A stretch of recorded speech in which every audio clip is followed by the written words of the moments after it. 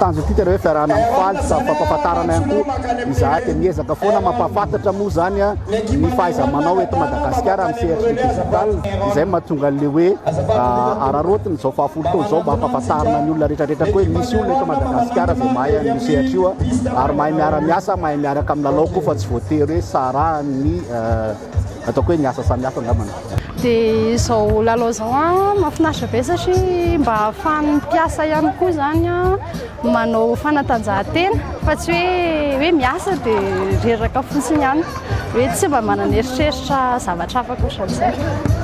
Nanasa izahay ireo mpiara-miasa aminay ireo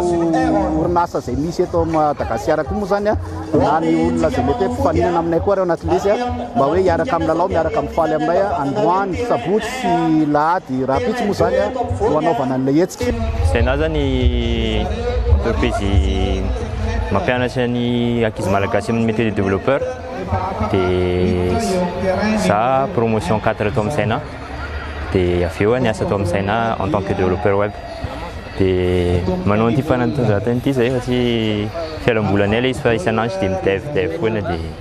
androany mba miala voly kely. Dia izay koa aloha ilaina mifanerasera amin'ny entreprise sasany dia mahafantatra ohatrotrany ahoana ny any amin'ny hafa fa tsy ilay ao amin'ny